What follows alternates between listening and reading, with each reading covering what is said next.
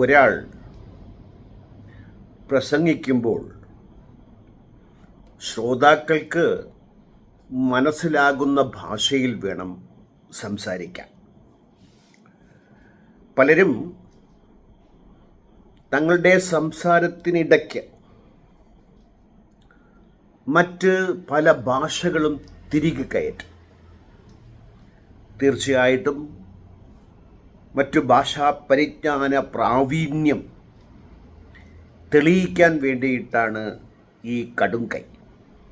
അപ്പം ഞാൻ നിങ്ങളോട് സംസാരിക്കുന്നു. നിങ്ങൾ മലയാളികളായതുകൊണ്ട് ഞാൻ മലയാളത്തിൽ സംസാരിക്കും. മതി. ഇനി ഒരു തനി ഭാഷ എന്നൊന്നില്ല.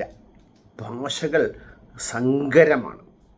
അതുകൊണ്ട് പല വാക്കുകളും മറ്റു ഭാഷകളിൽ നിന്ന് കയറി വരും.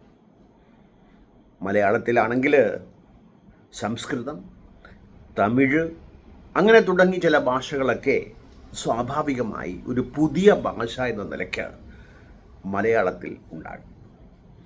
ഞാനിത് പറയാൻ കാരണം, നിങ്ങൾ ഏത് മുസ്ലിം മതപ്രഭാഷണവും എടുത്ത് പരിശോധിച്ച് നോക്കൂ. ഒരു 30 മിനിറ്റ് പ്രസംഗിക്കുന്ന ഒരു പ്രാസംഗികൻ മുല്ലാക്ക മിനിമം ഒരു 10 മിനിറ്റെങ്കിലും അറബിയിലെ ഖുർആൻ വചനങ്ങൾ ഓതി തൻ്റെ ഖുർആൻ പാണ്ഡിത്യം ശ്രോതാക്കളെ ബോധ്യപ്പെടുത്താനായിട്ട് ശ്രമിക്കും. ഈ കേൾവിക്കാർ വന്നിരിക്കുന്നത് പലതും അറിയാനാണ്. അറിയാൻ താല്പര്യമുള്ളവർക്ക് അവർ അറിയേണ്ട ഭാഷയിൽ കാര്യങ്ങൾ പറയുകയാണ് മിതമായ രീതിയിൽ നല്ലത്. പക്ഷേ ഇവിടെ അറബി ഭാഷ എന്നുള്ളത് ഈ മതപ്രഭാഷണങ്ങളിൽ ഒഴിച്ചുകൂടാനാവാത്ത ഒരു ചേരുവയാണ്. ഇപ്പം ഞാൻ നിങ്ങളെ കാണുമ്പോൾ അസ്സലാമു അലൈക്കും എന്ന് പറയും. ഒരു ആചാരപരമായി പറഞ്ഞു വന്ന ഒരു വാക്ക്. ഗുഡ് മോർണിംഗ്, വന്ദേ എന്നൊക്കെ പറയുന്നത് പോലെ ഔപചാരികമായി പറഞ്ഞു പോകുന്ന വാക്കുകൾ നമ്മുടെ സംസാരത്തിൽ നിന്നും പെരുമാറ്റത്തിൽ നിന്നും മാറ്റി നിർത്താനാവില്ല. പക്ഷേ ഞാൻ നിങ്ങളോട് സംസാരിക്കുമ്പോൾ ഹൈ ലു ഹു എന്ന് പറഞ്ഞാൽ നിങ്ങൾക്ക് എന്തെങ്കിലും മനസ്സിലാകുമോ? അപ്പം ഞാനീ ഉപയോഗിച്ച വാക്ക് ഏത് ഭാഷയിലാണോ ആ ഭാഷയിലെ പാണ്ഡിത്യം എനിക്കുണ്ട് എന്ന് നിങ്ങളെ ബോധ്യപ്പെടുത്താനുള്ള എൻ്റെ ഒരു അടവായിട്ട് മാത്രമേ ഇത് കണക്കാക്കാൻ പറ്റുള്ളൂ. പക്ഷേ മുസ്ലിം മതപ്രാസംഗികർ അങ്ങനെ മാത്രമല്ല ഇതിനെ കാണുന്നത്. ഇപ്പം എൻ്റെ ഓർമ്മ ശരിയാണെങ്കിൽ ലോക ജനസംഖ്യയിൽ അറബി സംസാരിക്കുന്നവർ കേവലം 3.6 എന്നാണ് എൻ്റെ ഓർമ്മ. ചെറിയൊരു ഓർമ്മയാണ് കേട്ടോ. അംഗസംഖ്യ തെറ്റാനുള്ള സാധ്യത വളരെ കൂടുതൽ. എന്തായാലും വളരെ പരിമിതമായ ആളുകൾ സംസാരിക്കുന്നതാണ് അറബി ഭാഷ. ആ ഒരു പ്രദേശത്തെ ഒരു കാട്ടറബിക്ക് തോന്നിയ ഒരു വെളിപാട്, അതൊക്കെ ഭയങ്കര തമാശകളാണ് കേട്ടോ. 40ാമത്തെ വയസ്സിൽ രാവിലെ എണീറ്റ് മറ്റവൻ വന്ന് എന്നോട് ഒരുപാട് കാര്യങ്ങൾ പറഞ്ഞു എന്ന് പറഞ്ഞപ്പോഴത്തേക്കും കുട്ടിയായ 12 വയസ്സുള്ള അലി വിശ്വസിച്ചു. പിന്നീട് തൻ്റെ ഭാര്യ, തന്നെക്കാളും പ്രായത്തിൽ മൂപ്പായ ഭാര്യ വിശ്വസിക്കാൻ യോഗ്യരായ ആളുകളാണ്. ആദ്യം വിശ്വസിച്ച പുരുഷൻ 12 വയസ്സുള്ള തൻ്റെ വളർത്തുമകനാണ്. അപ്പോൾ ഈ വളർത്തുമകൻ വിശ്വസിച്ച വിശ്വാസം എത്രത്തോളം ചിന്താപരമായിരിക്കും എന്ന് കാണിക്കാൻ വേണ്ടിയിട്ടാണ് ഞാനിത് പറയുന്നത്. എൻ്റെ നാട്ടിൽ ഒരു 1969-70 കാലഘട്ടങ്ങളിൽ തിരുവിതാംകൂർ, കന്യാകുമാരി ജില്ല, അവിടെ 2 സഹോദരന്മാർ. ഈ 2 പേർക്കും ചെറുതായിട്ട് മാനസിക രോഗമുണ്ട്. അവർ പലതും പുലമ്പിക്കൊണ്ട് ഇങ്ങനെ നടക്കും. കുടുംബപരമായി ഇങ്ങനെ ഒരു രോഗം വരാനുള്ള സാധ്യത അതിൽ ഒരാൾ എന്ത് ചെയ്തു? തിരുവിതാംകൂട് ചെറിയ പള്ളിക്ക് മുമ്പിൽ, ഈ ചെറിയ പള്ളി എന്നൊരു വിരോധാഭാസമാണ്, അവിടുത്തെ ഏറ്റവും വലിയ പള്ളിയാണ് ഈ ചെറിയ പള്ളി. അങ്ങനെ പേര് വരാൻ കാരണം അത് ഒരു ഘട്ടത്തിൽ ചെറിയ പള്ളി ആയിരുന്നു കേട്ടോ. അതിനെ തിരുവനന്തപുരത്ത് നിന്ന് വലിയൊരു ഉസ്താദിനെ കൊണ്ടുവന്ന് വലിയ പ്രസംഗ പരമ്പരയൊക്കെ നടത്തി അവിടെയുള്ള എല്ലാ സ്ത്രീകളുടെയും കഴുത്തിലും കാതിലുമുള്ള സ്വർണങ്ങളൊക്കെ ഊരി വാങ്ങി. എൻ്റെ ഉമ്മയും ഒരു മാല ആകെ ഉണ്ടായിരുന്ന ഒരേ സ്വർണം ഊരി കൊടുത്താണ് ആ പള്ളി നിർമ്മിച്ചത്. വളരെ അത്യാവശ്യമായ കാര്യമല്ലേ. പിന്നീട് ഞങ്ങൾ തെണ്ടെന്ന് തണ്ടി, അതൊക്കെ വേറെ കാര്യം, പറഞ്ഞാൽ ഒരുപാട് പറയേണ്ടി വരും. അപ്പൊക്ക് ബ്രെയിൻ ട്യൂമർ വന്നു. തിരുവനന്തപുരത്ത് മെഡിക്കൽ കോളേജിൽ കൊണ്ടുവന്ന് കാണിക്കാനായിട്ട് ബസ് ഫെയറിന് കാശില്ല, കൂടെ വരേണ്ടി വരും. അവസാനം തിരുവനന്തപുരത്ത് തന്നെ ഒരു ബന്ധുവിൻ്റെ വീട്ടിൽ താമസിച്ചാണ് ചികിത്സ. ഞാൻ പറഞ്ഞു വന്നത്, അത്രത്തോളം കാശിന് ബുദ്ധിമുട്ടുണ്ടായിരുന്ന ഒരു ഉമ്മ മതപ്രസംഗം കേട്ടുകൊണ്ട് തൻ്റെ കഴുത്തിൽ അവശേഷിച്ച ഏക സ്വർണ്ണത്തരി ഊരിക്കൊടുക്കാൻ പാകത്തിൽ, എന്തിനു വേണ്ടി? ഒരു പള്ളി കെട്ടാൻ വേണ്ടി. പക്ഷേ ഞാനതിനങ്ങേയറ്റം കുറ്റമായിട്ടൊന്നും കാണുന്നില്ല. കാര്യം അവിടെ ചെല്ലുമ്പോൾ എൻ്റെ ബാല്യകാല ചിന്തകൾ എന്നിൽ ഇങ്ങനെ പത്തി വിടർത്തി ആടി ഒരു സുഖം എനിക്ക് കിട്ടാറുണ്ട് എന്നുള്ളത്. ഞാൻ പഠിച്ച സ്കൂള് ഒരു ചുമട് താങ്ങിയുണ്ട്, ഇപ്പോഴും അതിവിടെ ഉണ്ടെന്നാണ് എൻ്റെ ഒരു ധാരണ. കുറേ വർഷങ്ങൾക്ക് മുമ്പ് പോയപ്പോൾ ഞാൻ കണ്ടത് 2 കല്ല്, അതിൻ്റെ മുകളിൽ വരും നീളക്കല്ല്, ചുമന്നു വരുന്ന ഭണ്ഡാരങ്ങളെ ഇറക്കി വയ്ക്കാനായിട്ട് ചുമട് താങ്ങി. അയാളുടെ നാട്ടിലെ ഒരു വീട്ടിൻ്റെ പേര് തന്നെ ചുമടുതാങ്ങി വീട് എന്നാണ്. ആ വീട്ടിൻ്റെ മുമ്പിലാണ് ഈ ചുമടുതാങ്ങി ഉള്ളത്. അപ്പം അടയാളത്തിന് ചുമടുതാങ്ങി വീട് എന്നാണ് ആ വീട്ടിൻ്റെ. ചിലപ്പം അതിലെ ആരെങ്കിലുമൊക്കെ ഈ വീഡിയോ കാണുന്നെങ്കിൽ ഓക്കെ, ഗുഡ്, നല്ലത്. അപ്പം ഞാൻ പറഞ്ഞു വരുന്നത്, ഇങ്ങനെയൊക്കെ ആണെങ്കിലും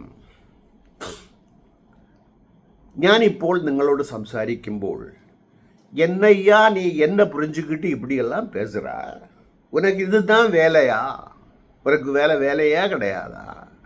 ஏனையா உன்னுடைய மச்சினை நீ துணைக்காமல் இப்படி இருக்கிறாய் എന്ന് തമിഴിൽ സംസാരിച്ചാൽ നിങ്ങൾക്ക് എന്ത് തോന്നും? ഇയാൾക്ക് വട്ടായി എന്നാണ് തോന്നുക, അല്ലേ? അതുപോലെയാണ് നമ്മുടെ ഉസ്താദന്മാർ മതപ്രഭാഷണം നടത്തുമ്പോൾ ഖുർആനിക വാക്യങ്ങൾ ഉച്ചരിക്കുന്നത്. ഇത് ഇന്നും ഇന്നലെയും തുടങ്ങിയ ഒരു തെറ്റല്ല, അള്ളാഹ്ക്ക് പറ്റിയ അമളയാണ്. അടിയാന് പറ്റാണ്ടിരിക്കുമോ എന്നുള്ളതാണ് അതിൻ്റെ ചെയ്തി. ലോകമഹാജനങ്ങളെ, അതായത് മനുഷ്യരെ, യാ യുഹൽ എന്നുള്ള ലോകമനുഷ്യരെ, ഈ ലോക മനുഷ്യരിൽ എത്ര പേർക്കാണ് അറബി അറിയാവുന്നത്? പരിമിതമായ ആളുകൾക്കാണ്. അപ്പോൾ ദൈവത്തിന് പറ്റിയ അമളി ഇന്നത്തെ ഉസ്താദന്മാർ അതുപോലെ ആവർത്തിക്കുന്നു. ഒരു 30 മിനിറ്റത്തെ പ്രസംഗം, 30 മിനിറ്റും ഒന്നുമല്ല കേട്ടോ പ്രസംഗം, കുറഞ്ഞൊരു 3 മണിക്കൂറെങ്കിലും രാത്രിയിൽ പ്രസംഗിക്കുന്നതാണ് മതപ്രസംഗ പരമ്പരയാണത് കേട്ടോ. അതിൽ ഒരു 3 മണിക്കൂർ പ്രസംഗിക്കുകയാണെങ്കിൽ മിനിമം ഒരു 30-40 മിനിറ്റ് അറബി ചൊല്ലി ഈ സമയം വീണാക്കും എന്നുള്ളതാണ്. 40ാമത്തെ വയസ്സിൽ കാട്ടറബിക്ക് തോന്നിയ ബുധോദയം, അത് ശരിയെന്ന് വിശ്വസിച്ചുകൊണ്ട് അതേ ഭാഷയിൽ തന്നെ സംസാരിക്കുന്നതിൽ പുണ്യം കിട്ടുമെന്ന് വിശ്വസിക്കുന്നവരുടെ ബുദ്ധി എങ്ങനെ? ഇപ്പം ഞാൻ നിങ്ങളോട് സംസാരിക്കുന്നു, ഇത് എന്നിൽ പ്രവർത്തിക്കുന്ന ചേതോ വികാരങ്ങൾ എന്തൊക്കെയാണ് നിങ്ങൾ ആലോചിച്ചു.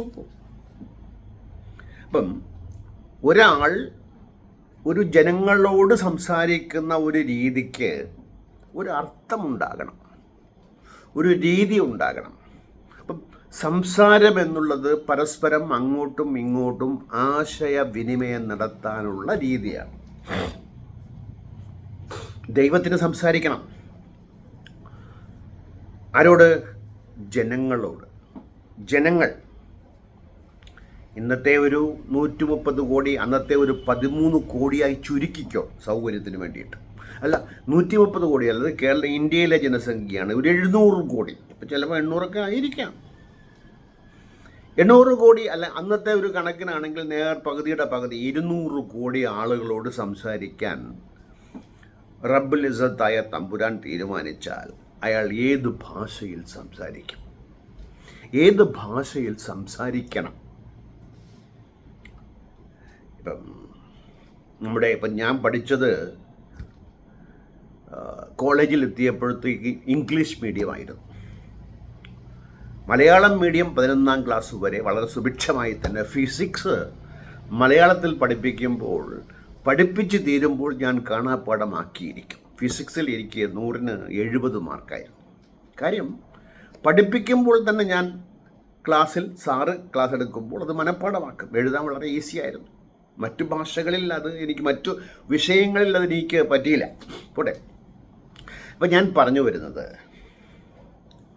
നമ്മൾ സംസാരിക്കുമ്പോൾ ആശയവിനിമയത്തിൻ്റെ ഭാഗമായി നമ്മൾ നമ്മുടെ ഭാഷ തന്നെ ഉപയോഗിക്കണം. മനുഷ്യരോട് സംസാരിക്കാൻ തീരുമാനിച്ച ദൈവത്തിന് ഏതു ഭാഷ തിരഞ്ഞെടുക്കേണ്ടി വരും? എന്തായാലും എല്ലാ ഭാഷയിലും സംസാരിക്കാൻ പറ്റില്ല.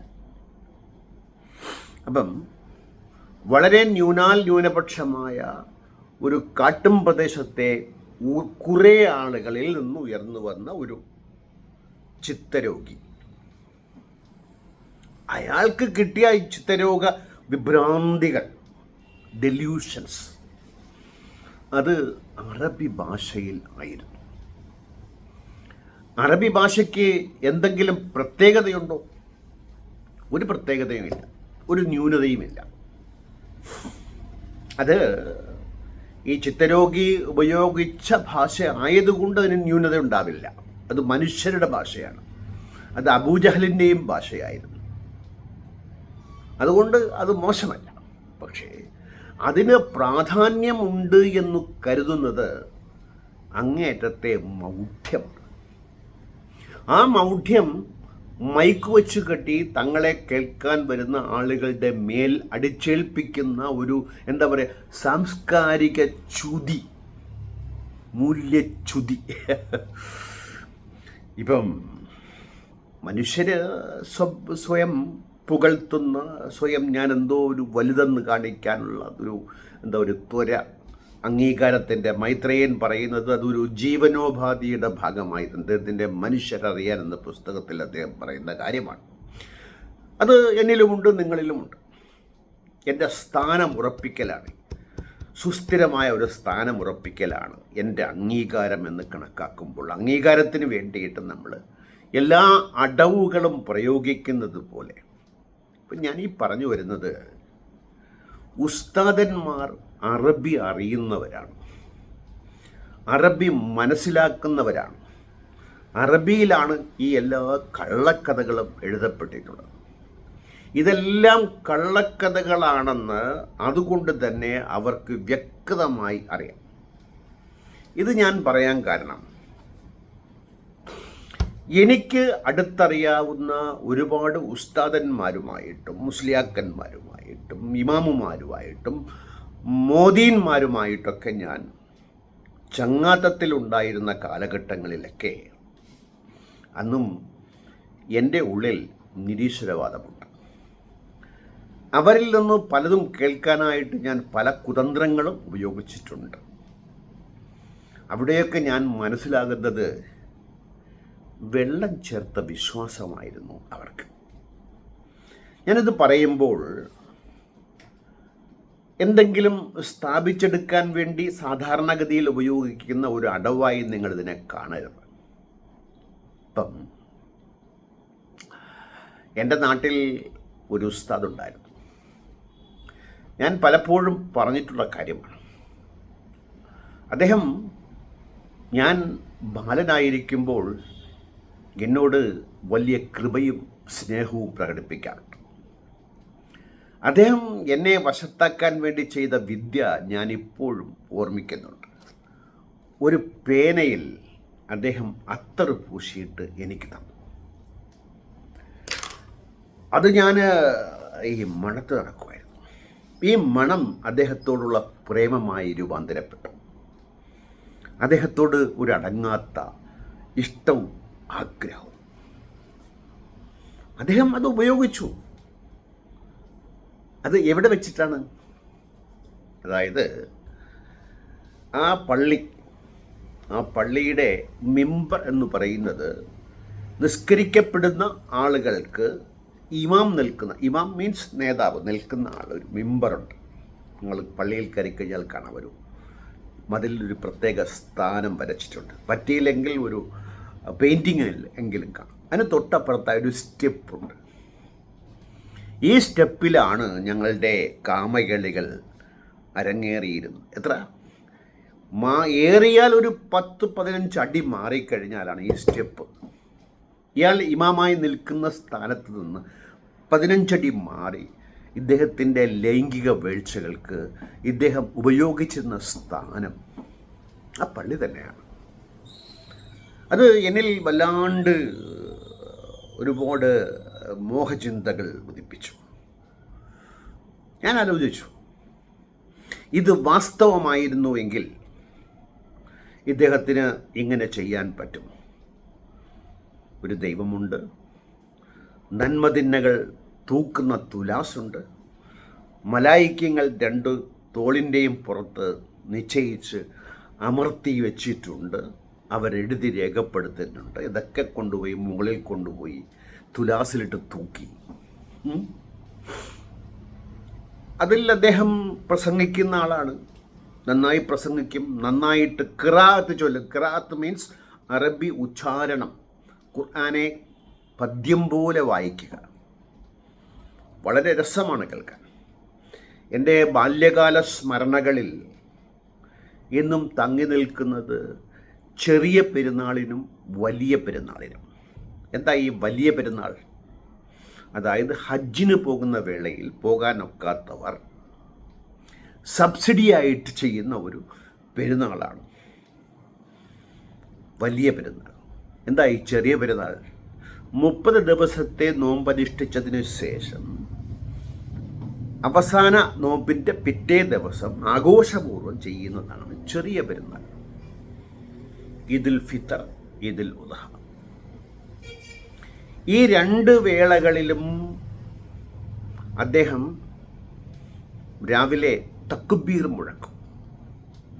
വളരെ രസമായ എൻ്റെ ഗതകാല സ്മരണകളിൽ ഇമ്പമാർന്ന ഓർമ്മകളെ തികട്ടി കൊണ്ടുവരുന്ന ആ വരികൾ. വസ്തുതയിൽ ഇത് പറയുമ്പോൾ എനിക്ക് രോമാഞ്ചം ഉണ്ടാകുന്നുണ്ട്. മനുഷ്യരല്ലേ? അദ്ദേഹം ഇന്നും ജീവിച്ചിരിപ്പുണ്ട് എന്നാണ് എൻ്റെ ഒരു ഓർമ്മ. അദ്ദേഹത്തെ ഞാൻ ഇടയ്ക്ക് കണ്ടു.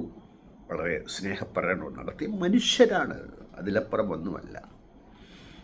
ഉപദേശകനാണ്, പ്രാസംഗികനാണ്, ഇമാമാണ്. പക്ഷേ നൈമിഷിക വികാരങ്ങൾക്ക് അവിടെ ഞാൻ എടുത്തു പറയുന്ന ഒരു കാര്യം, ഇദ്ദേഹത്തിനെതിരെ ഗുരുതരമായ ഒരു ആരോപണമുണ്ടായി. എന്താ അത്? അദ്ദേഹം കുട്ടിയമ്മയുടെ, അമ്മയുടെ സഹോദരിയുടെ മകളെ ലൈംഗികമായി ഉപയോഗിച്ചു എന്നൊരു വർത്തമാനം. എപ്പോഴാണ് ഉപയോഗിച്ചത്? ആ കുട്ടിക്ക് ഖുർആൻ പഠിപ്പിക്കാൻ പോയപ്പോഴാണ്. ഇത് പറയുമ്പോൾ ഞാൻ ചില പഴയ അനുഭവങ്ങൾ നിങ്ങളുമായി പങ്കുവയ്ക്കുകയാണ്. മണക്കാട് സെൻട്രൽ ജുമാ മസ്ജിദുണ്ട്. ഞാൻ സ്ഥലപ്പേര് പറയും, പള്ളിപ്പേര് പറയും, ആളിൻ്റെ പേര് പറയില്ല. അതിനൊരു മനസാക്ഷിക്കുത്തുണ്ട്. ഈ പറഞ്ഞ ഉസ്താദിനോട്, ഞാൻ ഈ പറഞ്ഞ തിരുവിതാംകൂറിലെ ഉസ്താദിനോട് എനിക്ക് ഭയങ്കര സ്നേഹമാണ്.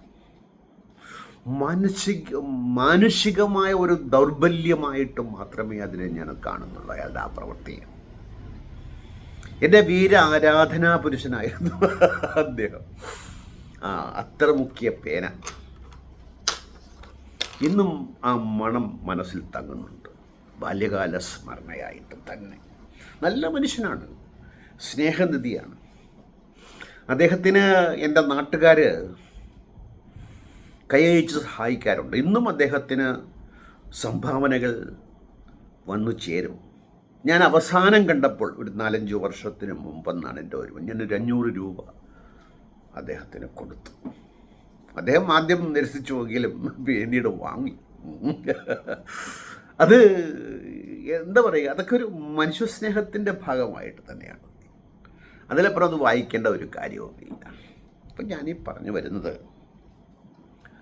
നമ്മൾ എന്തെല്ലാം ഗീർവാണങ്ങൾ അടിച്ചാലും, എന്തെല്ലാം പ്രഘോഷണങ്ങൾ അങ്ങേയറ്റം വീറോടും വാശിയോടുകൂടിയും പറഞ്ഞാലും, പച്ചയായ മനുഷ്യൻ നമ്മുടെ ഉള്ളിലുണ്ട്. എല്ലാ ആശയദാർഢ്യവും ഈ മനുഷ്യത്വത്തിൻ്റെ മുമ്പിൽ, കേവല മനുഷ്യൻ്റെ മുമ്പിൽ കീഴടങ്ങിപ്പോകുന്ന ഒരവസ്ഥയാണ് കാണാനുള്ളത്.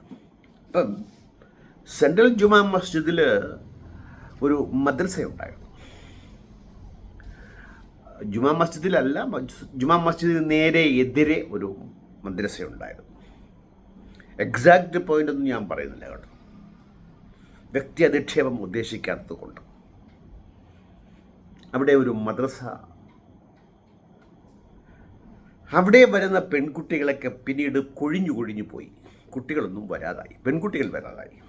അന്വേഷിച്ചപ്പോഴാണ് ഒരു 10-70 വയസ്സുള്ളൊരു ഉസ്താദ്, അദ്ദേഹത്തിൻ്റെ തൊഴിൽ ഈ കുട്ടികൾ പാവാടയെടുത്ത് വരുമ്പോൾ ഈ പാവാടയ്ക്കിടയിലൂടെ കൈയിട്ട് നുള്ളുക.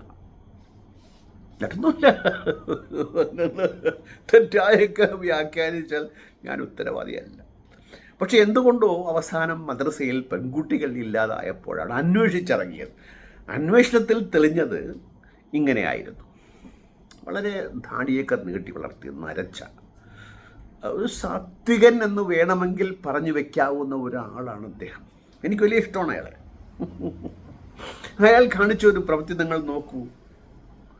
ഇതൊക്കെ നമ്മൾ എന്ത് ആദർശം പറഞ്ഞാലും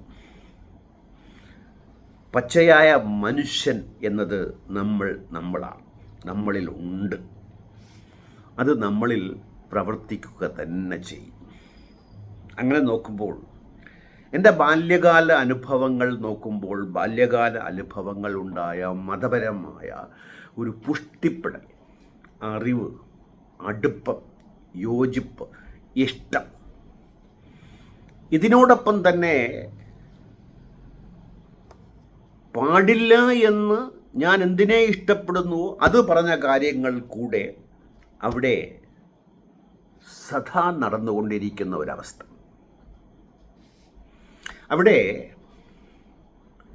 ഒരു 50-60 വയസ്സായ ഒരു മനുഷ്യനുണ്ടായിരുന്നു. അദ്ദേഹം ഈ സ്വവർഗരതിക്ക് പേര് കേട്ടയാളാണ്.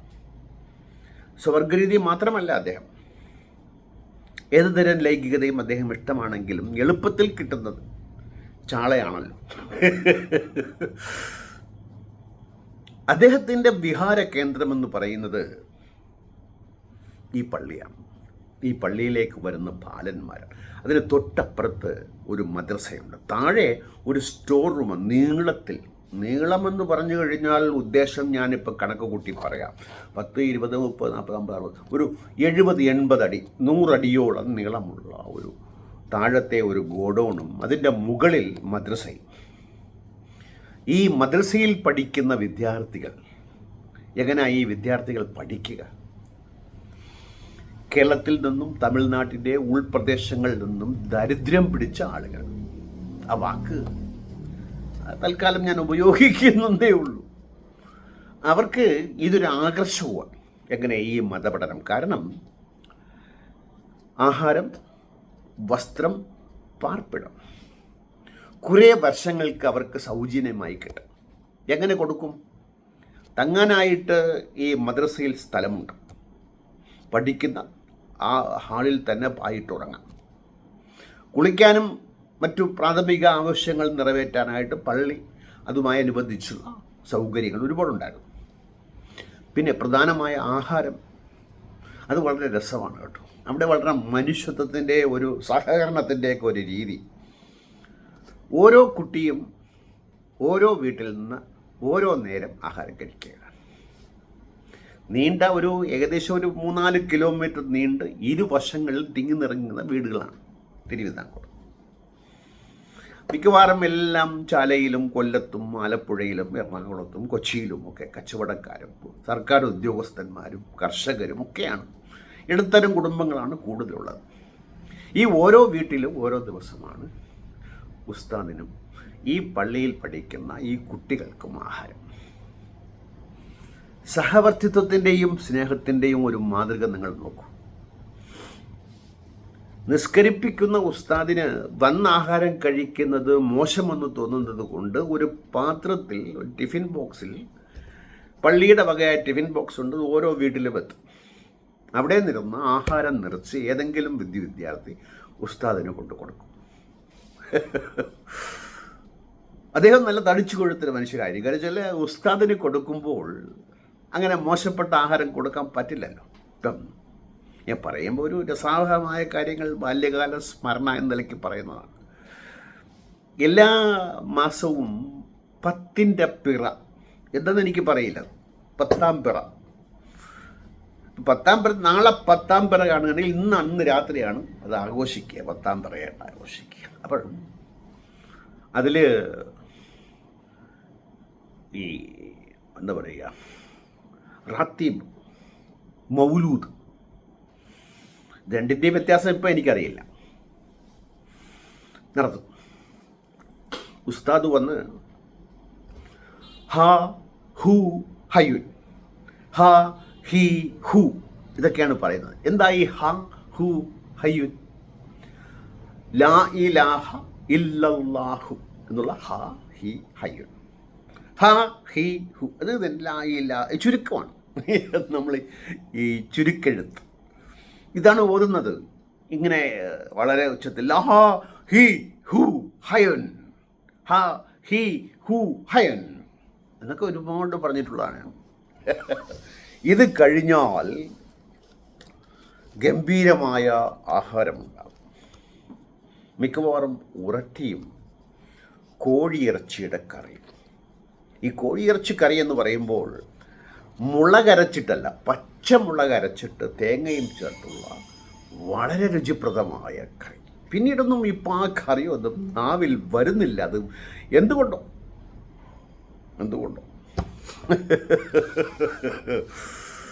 ഇപ്പം ഉസ്താദ് വരുമ്പോൾ എന്നോട് ചോദിക്കും, മോനെ ഇന്ന് എന്താണ് നേർച്ച? ഞാൻ പറയും പുറട്ടി ഇറച്ചിയാണ്. ഞാനിത് ഇദ്ദേഹത്തെ മനഃപൂർവ്വം പറ്റിക്കാൻ വേണ്ടി പറയുന്നതാണ്. ചില ദിവസങ്ങളിൽ ദാരിദ്ര്യം നടമാടുന്ന ദിവസങ്ങളാണെങ്കിൽ ഈ നേർച്ചയ്ക്ക് വയ്ക്കുന്നത് കട്ടൻ ചായയും മുറുക്കുമായിരിക്കും. ഈ മുറുക്ക് വാങ്ങിച്ചു കൊണ്ട് കൊടുക്കുന്നതും ഈ ചായയ്ക്ക് തേയിലയും പഞ്ചസാരയും വാങ്ങിച്ചു കൊടുക്കുന്നതും ഞാനാണ്. ഇദ്ദേഹത്തിൻ്റെ ഈ അക്രാന്തി കാണുമ്പോൾ ഇദ്ദേഹത്തെ കളിയാക്കാൻ വേണ്ടി ഞാൻ പറയും, ഇന്ന് ഉറട്ടി ബനസ്യൂൻ, ഇദ്ദേഹത്തിൻ്റെ ആവേശപരമായ ഹാ ഹി ഹു ഹയുൻ.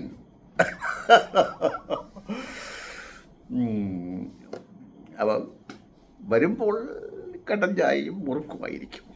ചിലപ്പോൾ ഉറട്ടി ഇറച്ചിയാണെങ്കിൽ ഞാൻ ബോധപൂർവം അദ്ദേഹത്തോട് പറയും, ഇന്ന് കട്ടൻ ചായയും മുറുക്കുമാണ് കേട്ടോ, ദാരിദ്ര്യമാണ്. അന്നത്തെ ഹാ ഹി ഹു ഹൈ, ഹാ ഹി ഹു ഹയുൻ. എനിക്ക് നല്ല ഓർമ്മയുണ്ട് ആ ഒരു എന്താ പറയുക ഭക്ഷണത്തോടുള്ള എനിക്കും ആർത്തി ഉണ്ടായിരുന്നു. അന്ന് ഞാൻ ഇതൊക്കെ വാങ്ങിച്ചുകൊണ്ട് വരുമ്പോൾ ഈ ഉരട്ടിയും ഇറച്ചിയാണെങ്കിൽ ആവേശപൂർവ്വം ചെന്ന് പൂവ് ഒക്കെ വാങ്ങിച്ചുകൊണ്ട് എണ്ണ ഇതൊക്കെ വാങ്ങിക്കാൻ, ചന്ദനത്തിരി, സാമ്പ്രാണി ഇടാനായിട്ട് ഒരു വട്ടത്തിലൊരു ബേസ്, അതിൻ്റെ മുകളിൽ ഒരു കുറ്റി, അതിൻ്റെ മുകളിൽ ഒരു പാത്രം, അതിൽ ഹോളിട്ട ഒരു അടപ്പ്, ഇങ്ങനെ തുറന്നിറക്കാവുന്ന വിജാവിലുള്ള അടപ്പ്. ഇതിൽ കരിക്കട്ട ഇട്ടിട്ട് തീ കത്തിച്ച് അതിൽ ഈ സാമ്പ്രാണി ഇടുമ്പോൾ നല്ല മണമാണ്. ഈ ഓതുന്ന തറയിൽ പായ വിരിച്ചിട്ട് അവിടെ ഈ മുല്ലപ്പൂ വാങ്ങിച്ച് കോർത്തിണക്കിയ മുല്ലപ്പൂ കിട്ടും. അത് കിട്ടും. ഒരു 3-4 ദിവസത്തേക്ക് ആ മണം പോകില്ല കേട്ടോ. ഹരം പിടിപ്പിക്കുന്ന ഈ വൈദ്യുതി അന്ന് വന്നിട്ടുണ്ടെങ്കിലും ഇത് ഈ വിളക്ക് കത്തിക്കും. ഒരാൾ പൊക്കത്തിലുള്ള ഒരാൾ പൊക്കം വെച്ചാൽ ഇരിക്കുമ്പോൾ ഇരിക്കുന്ന ഒരാൾ പൊക്കത്തിൽ ഒരു വിളക്ക്, അതിൽ 4 ചുറ്റും തിരികൾ അതിൽ തിരിയിട്ട് എണ്ണയൊഴിച്ച് അത് വെളിച്ചെണ്ണ ഒഴിച്ച് തന്നെ കത്തിക്കുമ്പോൾ അതിൻ്റെ ഒരു മണം ഭയങ്കരം ബാല്യകാല ഓർമ്മകളാണ്. അപ്പോൾ ഞാൻ ചുരുക്കി പറയുന്നത് മറ്റൊന്നുമല്ല, നമ്മൾ എന്തെല്ലാം ആദർശം മനസ്സിൽ പേറുമ്പോഴും ലൈംഗികത എന്നുള്ളത് മനുഷ്യരിൽ ഒളിപ്പിച്ചു വയ്ക്കാവുന്ന, എത്ര ഒളിപ്പിച്ചു വെച്ചാലും അത് എല്ലാ സീമകളെയും എല്ലാ എന്താ പറയുക അതിരുകളെയും പതിരുകളെയും താണ്ടിക്കൊണ്ട് പുറത്തു വരുന്ന ഒന്ന്. മതം ലൈംഗിക ചേഷ്ടകൾക്ക് വിഘാതമല്ല. വിഘാതമാകുന്നതിൽ പ്രധാനമായി സംസ്കാര ചിത്തതയാണ്.